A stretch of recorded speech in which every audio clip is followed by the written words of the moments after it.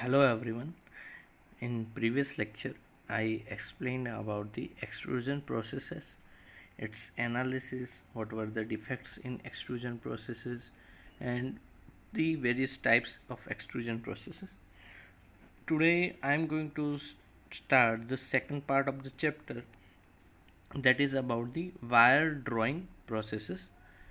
Here you can see in this figure that the billet material is drawn using this gripper type arrangement for drawing this raw material, and it is drawn in bar.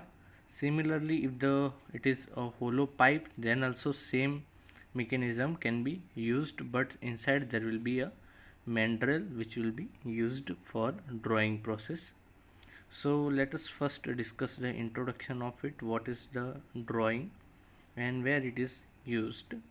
Here you can see uh, this is the original uh, wire coil, which is a larger in size. Now the reduction is done in step by step manner. These dies are having reduction in the cross section area. They are the draw plates or dies, and which are having the reduction in die cross section area as we go further from this side to this end. Because the wire is ductile, as we know that the ductile material can be drawn into wires, but there will be in the phase wise manner the drawing process will be done. अगर हम यहाँ पे suddenly इसका reduction करेंगे जो final die है, तो जो मटेरियल है वो इजी तरीके से इजीली पुल नहीं हो पाएगा और जो वो वायर है वो ब्रेक हो जाएगा. ठीक है, तो स्टेप बाय स्टेप मैनर में उसका रिडक्शन यहाँ पे किया जाएगा और जो रिसीविंग कॉइल है वहाँ पे उसको वाउंड किया जाएगा. Now what is cold drawing? Cold drawing is used for producing wires or for finishing bar stocks in different shapes like round, square, rectangle, hexagonal, up to about 100 mm cross section or diameter and pipe. जो cold drawing है यहाँ पे आप different sections देख सकते हो, जैसे कि स्क्वायर राउंड सेक्शन हो गए, फिर यहाँ पे हेक्सागोनल सेक्शन है, स्क्वायर सेक्शन है.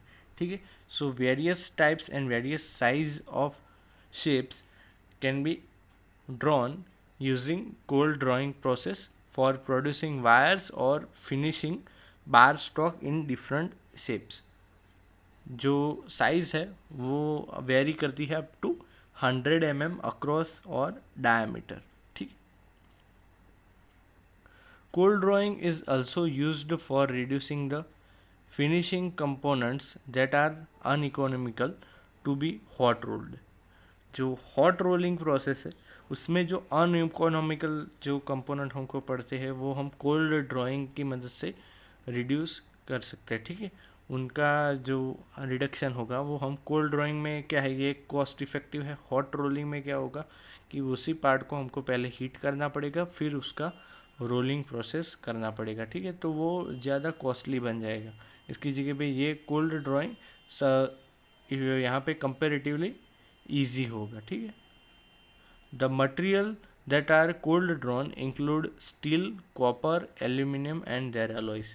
जो मोस्ट कॉमन मटेरियल जो ड्राइंग प्रोसेस में यूज़ हो गए ये सारे के सारे डक्टाइल मटेरियल्स है, जैसे कि स्टील हो गया, कॉपर हो गया, एल्यूमिनियम हो गया, और उनके अलॉयज वो ही हम ड्राइंग प्रोसेस में यूज़ कर सकते हैं. ठीक.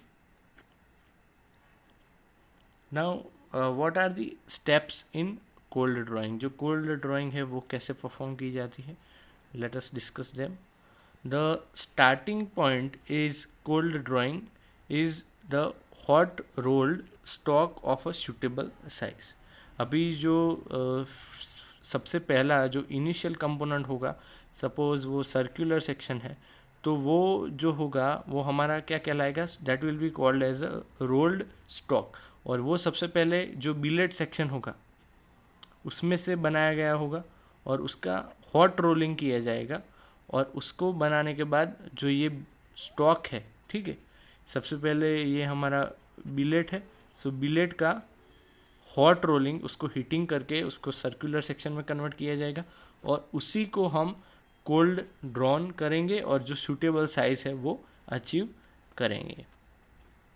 The stock is descaled, cleaned and made ready for drawing. तो सबसे पहले जो स्टॉक है वो हॉट रोल्ड किया हुआ होगा, तो उसकी सरफेस है उसके ऊपर जो भी स्केल डिपोजिशन है वो सब क्लीन किया जाएगा और उसको रेडी किया जाएगा for the drawing process. The common procedure for preparing steel for drawing is to pickle the material in hot sulfuric acid, rinse in clean water, coat with lime and bake.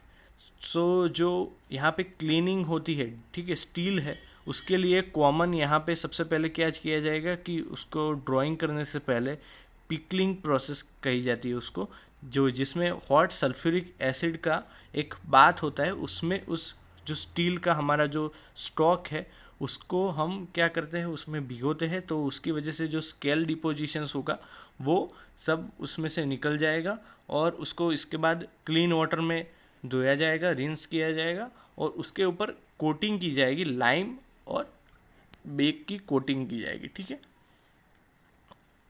The leading end of material is tapered to make it enter the die. और उसके बाद जो leading and यानी कि जो भी हमारा part है उसका ये जो एंड वाला पोर्शन है उसको टेपर शेप में कन्वर्ट किया जाएगा ताकि वो डाई के अंदर इजीली अकोमोडेट हो पाए और डाई के अंदर एंटर कर पाए। इसलिए जो ये एंड वाला पोर्शन है उसको हम पहले टेपर करेंगे, जो लीडिंग एंड है उसको टेपर किया जाएगा। The operation of the pulling the material through the die is here shown in figure. The material जो हमारा मटेरियल है, ठीक है, जो भी रोल्ड स्टॉक है उसको सबसे पहला यहाँ पे टेपर करने के बाद उसको यहाँ पे इस एंड पे ड्रॉ किया जाएगा। ड्रॉ बार और वायर जो हमारा होगा उसको हम ड्रॉ करेंगे और यहाँ पे डिफरेंट शेप्स की डाई हम यहाँ पे फिक्स कर सकते हैं और ये हमारा डाई होल्डर होगा जो डाई को उस पोजीशन पे होल्ड किया करेगा और यहाँ पे आसपास लुब्रिकेंट ऐड किया होगा, ठीक है।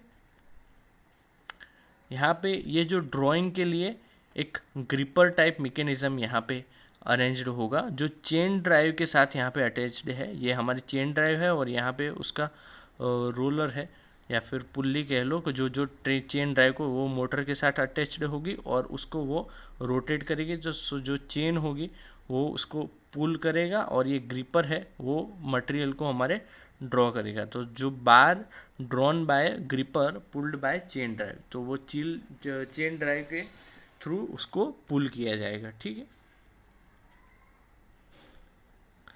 और जो भी मटेरियल है उसको पुल करने के बाद अगर वायर है तो यहाँ पे एक पुल्ली है और वहाँ पे पुल्ली के ऊपर जो वायर है वो ड्रम के ऊपर वाउंड किया जाएगा। जैसे जैसे वो वहाँ पे ड्रॉन हो जाएगा उसके बाद यहाँ से ग्रिपर से रिमूव करने के बाद जो वायर है उसको हम वाउंड कर सकते हैं on the drum. Since the opening of the die is smaller than the size of input stock, the workpiece emerges at the other end reduced in size. यहाँ पे क्या होगा कि जो ओपनिंग है, ओपनिंग ऑफ द डाई जो है वो स्मॉलर है then the size of input stock. जो स्टॉक है वो स्टॉक की साइज़ ज़्यादा है और जो डाई है ओपनिंग वो उसकी कम है। Hence the workpiece emerges at the other end reduced in size, और उसी की वजह से जो साइज है उसमें रिडक्शन होगा। That is the simple mechanism. Now wires are drawn through the die by winding a power operated drum, whereas the bars are drawn straight on drawbatches using some mechanism means a chain drive. यहाँ पे आप देख सकते हो कि ये जो है वायर है तो वायर को तो सिंपली जो मैंने वाइंडिंग ड्रम पीछे दिखाया था तो उसके ऊपर डायरेक्टली वाउंड किया जाएगा, जबकि बार होगी, ठीक है, सॉलिड बार होगा तो जो ये एक्सट्रूजन शेप है या फिर कोई दूसरा शेप है तो उसको एक्सट्रूड करने के लिए ये ग्रिपर मैकेनिज्म है जो चेन के साथ यहाँ पे फिक्सडली अटैच्ड होगा, ठीक है। ये ग्रिपर और उसका ये लीवर है, ठीक है, और ये ड्रॉन शेप है वो वहाँ पे रिड्यूस किया जाएगा। ये हमारे ड्राइंग डाई है और यहाँ पे लुब्रिकेंट यूज़ किया गया है और जो यहाँ पे ये कोल्ड ड्राइंग ट्रॉली है और ये ड्राइव की डायरेक्शन है, ठीक है। इस डायरेक्शन में ये मूव करेगा ट्रॉली और उसको पुल किया जाएगा, जो बार है उसको पुल किया जाएगा।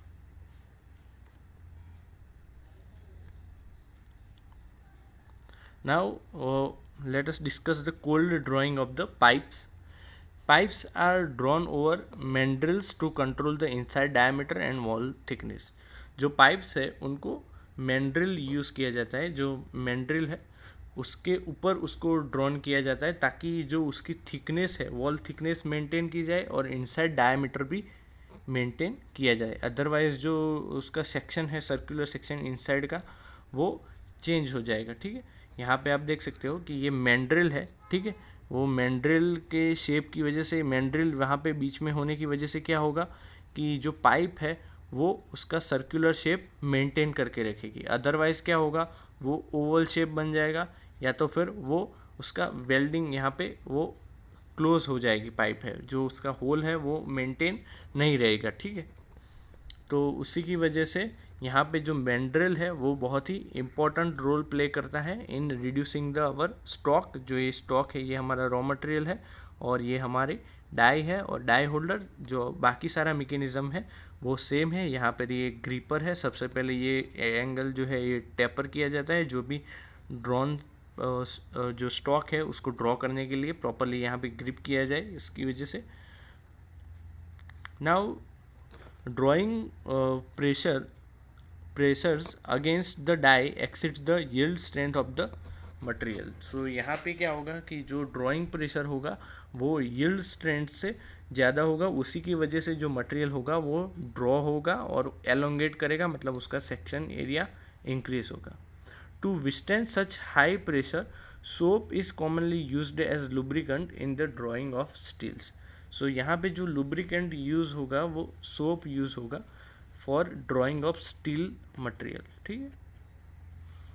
Lime coating is given to the steel surface to help retain the lubricant on the surface. आगे हमने देखा कि जो क्लीनिंग के अंदर हम लाइम या फिर जो सोडा था या बेकिंग उसका यूज़ करते थे जो कोटिंग के तौर पे जो स्टील था उसकी सरफेस के ऊपर, तो उसकी वजह से क्या होगा कि वो लुब्रिकेंट को रिटेन करने में हेल्प करेगा। The lime coating is held on the surface by a layer of oxide coating called as skull left after the pickling process. तो यहाँ पे जो लाइम कोटिंग है वो सरफेस के ऊपर हेल्ड किया जाएगा बाय ऑक्साइड कोटिंग, एंड उसको हम कहते हैं skull left after the pickling process. जो पिकलिंग प्रोसेस के बाद जो रह जाता है वो स्कल कहा जाएगा, ठीक। थिक कोट ऑफ कॉपर और tin also works as effectively. एक थिक कोट जो कॉपर का है या फिर टीन का है वो भी इफेक्टिवली काम करेगा as a lubricant instead of lime, और वी कैन से सोप, वो भी इफेक्टिवली काम करेगा as a lubricant. Dies used in cold drawing must be hard and wear resistant with adequate strength. और यहाँ पे जो डाइज हम यूज़ करेंगे इन कोल्ड ड्राइंग वो हार्ड होनी चाहिए और वियर रेजिस्टेंस होनी चाहिए विथ एडिक्वेट स्ट्रेंथ, और उनकी स्ट्रेंथ हाई होनी चाहिए।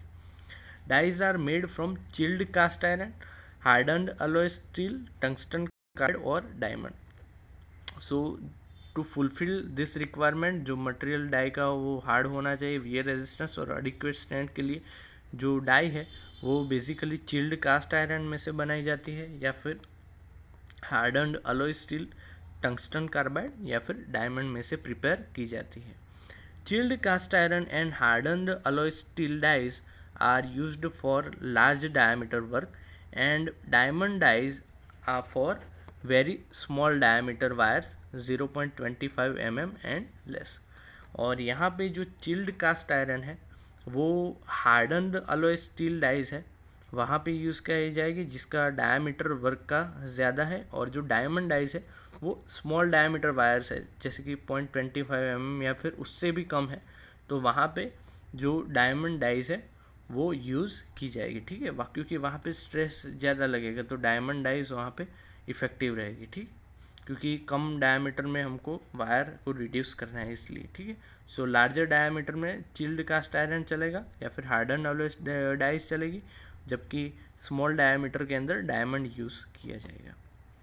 Tungsten carbide dies are used for application between these limits as their life is 2 or 300 times that of chilled cast iron और अलॉय स्टील डाइज। जो tungsten carbide dies है वो कहाँ पे यूज़ होती है, जहाँ पे limits as their life in between 2 or 300 times that of chilled cast iron और अलॉय स्टील डाई। जो अलॉय स्टील डाई और चिल्ड कास्ट आयरन से हमको 200 टाइम्स या 300 टाइम्स ज़्यादा लाइफ जहाँ पर चाहिए वैसी एप्लीकेशंस है, तो वहाँ पे टंगस्टन कार्बाइड डाइज यूज़ की जाएगी। Next let us discuss the various defects in drawing. The typical defects in drawn rod or wire are similar to those observed in extrusion and they are as follows. जो सबसे पहली defect है that is center cracking, and the center cracking is caused by the factors that influence the center cracking that propagate center cracking are the first a tendency for cracking increase with increase in die angle. जितना die angle ज़्यादा होगा तो cracking की tendency उतनी ही ज़्यादा बढ़ेगी। दूसरा जो रीज़न है सेंटर क्रैकिंग का, that is the decreasing reduction पर पास। जो रिडक्शन पर पास है वो कम करेंगे तो क्रैकिंग ज़्यादा होगी, ठीक है। और फ्रिक्शन की वजह से क्रैकिंग पॉसिबल है, और presence of inclusion in the material, और अगर मटेरियल के अंदर इंक्लूजन्स प्रेजेंट है तब भी सेंटर क्रैकिंग पॉसिबल है। Second defect is seams. They are longitudinal scratches or folds in the material. जो longitudinal scratches या फिर fold देखे जाते हैं मटेरियल के ऊपर, that are called as seams.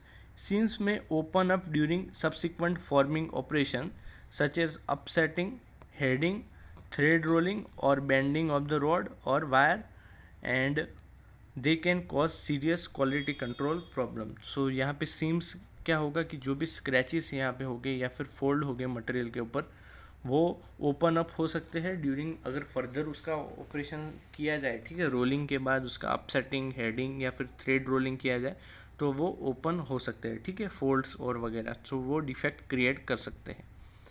Another defect is surface defects. The surface defects such as scratches and dye marks also can cause result in improper selection of the process parameter, poor lubrication और poor dye condition. यहाँ पे जो process parameter गलत select किया हो या फिर lubricant poor use किया हो या फिर पुअर डाई कंडीशन हो, तो उसकी वजह से जो डाई हो उसके मार्क्स रह जाएंगे सरफेस के ऊपर या फिर स्क्रैचेस पड़ जाएंगे, ठीक है। सो सरफेस डिफेक्ट्स भी आ सकती है।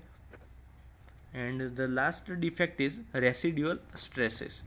When we cold draw any part, जहाँ पे रेसिडुअल कॉर्नर्स हो गए तो वहाँ पे रेसिडुअल स्ट्रेसेस डेवलप होंगे, ठीक है। These are included in drawn bars और wire drawing during cold drawing. If the reduction are low and the surface of the drawn part is subjected to compressive residual stress, the compressive residual stress on the surface improves the fatigue life and corrosive resistance of the product. यहाँ पे क्या होगा कि जो cold drawn part है, जब यहाँ पर रिडक्शन कम होगा तो surface of the drawn part is subjected to compressive residual stress. तो जो सरफेस होगी वो उसके ऊपर कंप्रेसिव स्ट्रेस लगेगा और वो compressive residual stress on surface क्या करेगा, फटीग लाइफ को इम्प्रूव करेगा, और जो कोरोजन रेजिस्टेंस है उसका जो कंप्रेसिव रेसिडुअल स्ट्रेस क्या करेगा, सरफेस की इम्प्रूव करेगा फटीग लाइफ को, और कोरोजिव रेजिस्टेंस को भी इम्प्रूव करेगा, ठीक है। लेकिन उसकी जगह पे जो अगर ज़्यादा रिडक्शन रखेंगे तो वहाँ पे क्या होगा कि रेसिडुअल स्ट्रेसेस ज़्यादा डेवलप होंगे, ठीक। So these are the some defects in the drawing process and we discuss the introduction and how drawing is done. So this is it for today's lecture. Thank you very much for listening me carefully. Have a nice day.